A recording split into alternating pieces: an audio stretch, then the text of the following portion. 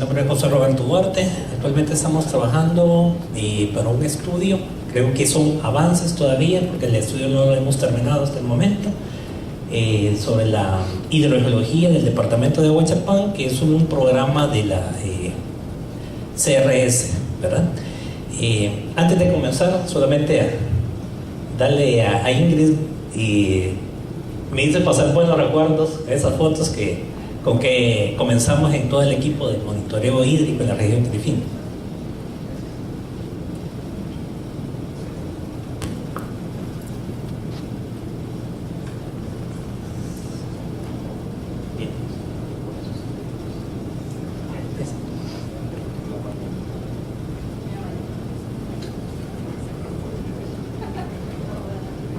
Bueno, lo que estamos realizando para el CRS es un diagnóstico de los recursos hídricos del departamento de Huachapán. Gracias. Del departamento de Huachapán, la idea es tener un conocimiento de cómo el funcionamiento de los flujos subterráneos, especialmente. Estamos interactuando también con CIET.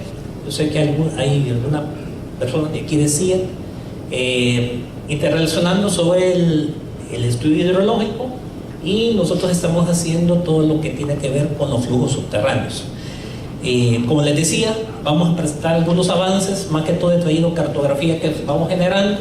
No se ha terminado el estudio, todavía falta un par de semanas más, pero por lo menos ya podemos tener algunos vistazos, algunas conclusiones o por dónde van a ir en el tema de los recursos hídricos en el departamento de Huachapán. Bueno, básicamente para poder ir entendiendo, para las personas que no son de El Salvador, que aquí nos acompañan, básicamente el departamento de Huachapán se encuentra en el occidente del país, cercano, frontera con Guatemala, que es el Océano Pacífico. Básicamente la topografía del departamento viene de elevaciones aquí en la zona costera, 5 metros sobre el nivel del mar. Hay la cadena volcánica central, ¿verdad? Básicamente llega hasta los 1800, 1900 metros sobre el nivel del mar. De ahí nuevamente hay un valle hacia el norte que anda por los 650 metros sobre el nivel del mar. Lo interesante es que esta distribución, a pesar que es un territorio bastante pequeño, en el tema del funcionamiento del agua es bastante diverso. El agua no funciona de igual manera en cada una de las zonas del departamento de Huachapán. Ya lo vamos a ir viendo más adelante. La ubicación de microcuencas: se han identificado alrededor de 102 microcuencas, haciendo un total de la extensión de todo el departamento de 1.191 kilómetros cuadrados.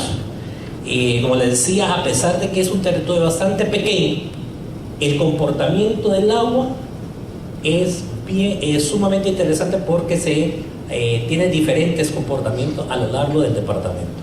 Ya vamos a ir viendo que en la zona norte tiene un comportamiento, el agua subterránea, y en la zona sur tiene otro comportamiento. La red hídrica. Básicamente tenemos en la zona norte los principales ríos, ¿verdad? Que son el río Paz, que es fronterizo. Básicamente lo que nos sirve de línea divisoria con la República de Guatemala.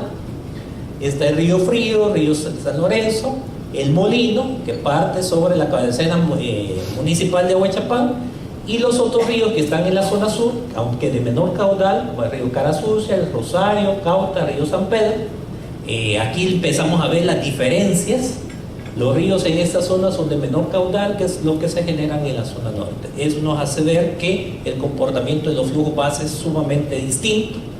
Hay mayor aporte en esta zona, mayor recarga, ya lo vamos a ver más adelante, y la recarga en esta zona es menor con respecto a la de la zona norte.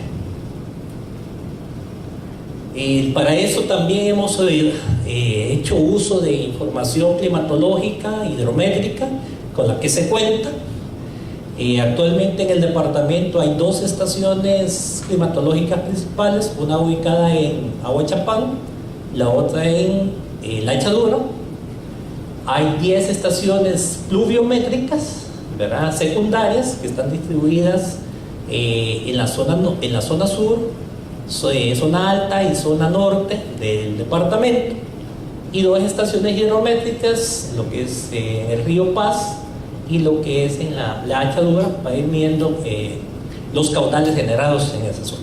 Aunque, como que les decía, a pesar que hay una buena comportamiento de los flujos de los ríos principales en la zona norte, todavía no tenemos información en esa zona. Eso limita un poco ir conociendo mucho más en detalle de cómo es el comportamiento del recurso hídrico en el departamento. Con esta información de estas estaciones se hizo un comportamiento de la precipitación. Aquí podemos observar que los mayores índices de precipitación se dan en la cadena volcánica central, ¿verdad? Y va disminuyendo hacia el sur, en la zona de San Francisco Menéndez, y hacia la zona de Ahuachapán en el norte. Pero lo interesante es que hay que ver que, a pesar de que en la cadena volcánica central se dan los máximos de precipitación que pueden llegar hasta los 2.800, 2.900 milímetros al año, no necesariamente es en esta zona, sí en esta, pero no en esta, donde se dan los mayores índices de recarga. O sea, nos llueve bastante, pero no, el territorio no es capaz de absorber toda esa recarga para almacenarla como flujo subterráneo, ¿verdad? Y eso es interesante irlo viendo, porque dependiendo del comportamiento del agua, así hay que saberla manejar, ¿verdad? Entonces, ese es un primer hallazgo que fuimos viendo, ¿verdad? Que a pesar que se da en la zona volcánica central, en las partes altas, los mayores índices de precipitación, hay una zona de esas, de la cadena volcánica, que no necesariamente tiene la capacidad de absorber toda esa cantidad de lluvia que le cae. Para eso, ¿verdad? Tuvimos que ir partíamos de la información geológica existente. Tenemos un pequeño territorio, pero a pesar de que es pequeño, tenemos una diversidad de materiales geológicos, y por lo tanto las capacidades de captación y almacenamiento de agua en este territorio, en el departamento de Ahuachapán, son bastante limitadas. ¿Por qué? Tenemos lavas cuaternarias, para la gente que conoce, en la zona de Ataco, Apanec. Aquí es la Laguna Verde, aquí es hacia la zona de Turín, Atiquizay. Son lavas cuaternarias muy permeables, ¿verdad? Tenemos material de caída que está sobre los valles, sobre el valle de Ahuachapán, Atiquizay, Turín, Atiquizay, de menor permeabilidad que las lavas cuaternarias. Tenemos una buena parte del territorio, diría casi unas 2/3 partes o un poquito menos, que están con lavas terciarias. ¿Qué quiere decir? Que tiene una capacidad menor de almacenamiento de agua. No es que no almacene agua, sino que su capacidad de almacenamiento es mucho menor que los materiales localizados en esta zona. Tenemos en la parte baja, ¿verdad?, cerca del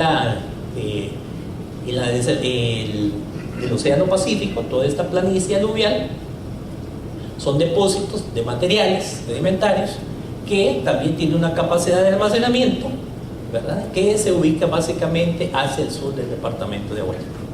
Entonces, a pesar que somos nuevamente muy pequeño el territorio, la diversidad de materiales geológicos es bastante amplia, y eso asegura que el comportamiento del agua va a ser sumamente distinto. Otra cuestión que les agrego, si ustedes pueden ver en toda esta zona, a pesar que es material terciario, muy compacto, poco permeable, está muy fracturado. Las fracturas van en sentido casi transversal al sistema de drenaje, y por lo tanto el sistema de agua o los flujos de agua no se mueven en el sentido de los drenajes, sino que transversalmente. Eso es una parte interesante que fuimos descubriendo, ¿verdad? Porque aquí en esta zona hay muchos manantiales, pero esos manantiales no reflejan, o no, sus áreas de recogimiento no están en función de una microcuenca específica, sino del sistema de fallamiento transversal que tiene la zona. Dicho de otra manera, lo que puede estar precipitando, infiltrando en esa zona, va a afectar o va a incidir en los flujos de agua de la cuenca vecina. Para encontrar todo ese fallamiento, tuvimos que hacer uso de imágenes Sentinel para ir localizando las fallas geológicas. Básicamente ahí lo que se hace es, se va evaluando la intensidad de luz. Un bloque alzado tiene mayor intensidad cuando pasa el satélite, ¿verdad?, que un bloque que está por debajo. Entonces uno logra ver los sistemas de fallamientos que se dan en esta zona. Básicamente en toda esa zona, el sistema de fallamiento es transversal al sistema de drenaje. En la zona norte, básicamente ahí el agua subterránea sí se maneja como el sentido de la microcuenca que nosotros conocemos. Llueve en la parte de arriba, se infiltra y va a salir en la parte de abajo. El esquema tradicional de una microcuenca. Pero en la zona sur es completamente distinto. Eso ha facilitado, ¿verdad?, para el programa ya ir haciendo, ya vamos a ver, sistemas de intervención que vayan en función de dónde poder hacer ese tipo de acciones estratégicas para que funcionen para el tema de la recarga hídrica. Con toda esa información ya pudimos hacer el mapeo hidrogeológico para identificar aquellas zonas o aquellas unidades que poseen la misma capacidad de almacenamiento o características hidráulicas similares y que pueden facilitar el conocimiento de cómo se funciona el agua subterránea en la zona. Se identificaron las zonas que están con las lavas cuaternarias. Básicamente esos se denominan acuíferos volcánicos fisurados de gran extensión, donde el agua que cae ahí la capta, la almacena, la transporta hacia las partes aguas abajo. Básicamente el comportamiento del agua en esta zona norte es, llueve en esa zona, si ustedes recuerdan, básicamente la cadena volcánica central es donde se dan los máximos de precipitación, logra captarse en esa zona y va en dirección hacia la desembocadura del río Paz. Hay varios ríos principales, río San Lorenzo, río Agua Fría, Agua Caliente, donde son los puntos de descarga de todos estos flujos subterráneos. En la zona de los valles, tanto en el norte como en el sur, materiales porosos determinan los acuíferos porosos de gran extensión, pero tienen una productividad media.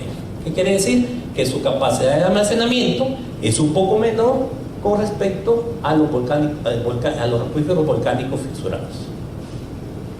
Pero la gran mayoría del área, ¿verdad?, se denomina rocas no acuíferas, no porque no tienen la capacidad de almacenamiento, sino que su capacidad de almacenamiento es mucho menor que con respecto a las dos grandes unidades hidrogeológicas. Y si ustedes pueden ver aquí la gran cantidad de fallas, lo que hace es que transporta el agua de una microcuenca a las cuencas vecinas, ¿verdad? Y eso hay que irlo entendiendo para que si se van a intervenir, hay que intervenir aquellas zonas que vayan a facilitar las fuentes de agua que pueden estar en otra microcuenca. Por eso definimos también aquí acuíferos locales generados por fallas de pequeña extensión que se da debido a la gran cantidad de manantiales que se tienen en esta zona. Aquí era lo importante para ir conociendo cómo es el funcionamiento del agua subterránea en el departamento para ya definir estrategias de intervención, monitoreo, etc. Después generamos un mapa de recarga hídrica dependiendo de los materiales geológicos que están en la zona. Si ustedes pueden observar, la mayoría de recargas se dan en la zona que están los acuíferos volcánicos fisurados y en los acuíferos porosos. De menor cantidad de recarga, que puede andar entre 70, 50, 60, 70 milímetros al año, gran parte de lo que es el territorio, ¿verdad? O sea, su capacidad de almacenamiento es muchísimo menor. No es lo mismo que podamos almacenar como recarga cerca de los 900 milímetros, casi la mitad de lo que llueve, a que solamente, ¿verdad?, podamos almacenar cerca de 1 o un 10, menos de un 5% de toda la cantidad de lluvia. Lo importante es que hay unas pequeñas zonas que son las que hemos definido por los fallamientos locales, donde la recarga sí es un poco mayor debido al aparecimiento de manantiales en la zona. Eso nos está ayudando para el proyecto a definir cuáles van a ser las zonas de intervención, ¿verdad?, para garantizar restauración de paisaje y que esto beneficie la recarga hídrica en la zona. Como les mencionaba, toda esta información, ¿verdad?, va enfocado a que queremos, ¿verdad?, restaurar estos paisajes. Aquí se ubica principalmente la zona cafetalera del departamento de Ahuechapán, donde hay todavía hay una buena cobertura boscosa debido al cultivo del café. Si esto logramos mantener en esta zona, vamos a estar beneficiando los flujos de agua subterránea que se dan en el departamento. El problema es que se está dando en esta zona por los cambios de uso de suelo, ¿verdad?, la crisis del café, cambio de uso suelo de café a granos básicos, etcétera, o lotificación, o el tema turismo que se está dando en Atacoapaneque. Eso va influyendo a que se den los cambios de uso de suelo muy drásticos, principalmente en zonas de recarga hídrica. Y finalmente, ¿verdad?, un poco para ir viendo cómo se pretende ir evaluando estas intervenciones, ¿verdad?, lo que se pretende establecer. Teníamos 2 estaciones climatológicas principales, se podía establecer una tercera en la parte alta para conocer cuánta es el índice de precipitación en la zona de máxima, ¿verdad?, que se está dando, de máxima lluvia que se está dando en la cadena volcánica, y tener, ¿verdad?, unas estaciones hidrométricas en los 3 principales afluentes de agua en la zona norte. El comportamiento de aquí en la zona sur, ¿verdad?, para efectos de monitoreo tenemos que irlo especificando muy a detalle porque, como les mencionaba anteriormente, el flujo de agua, el comportamiento del flujo de agua subterránea en esta zona rompe de cualquier lógica de lo que nosotros conocemos de manejo de microcuencas.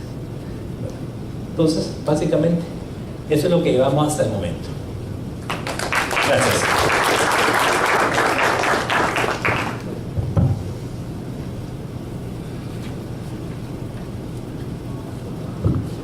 Gracias, José.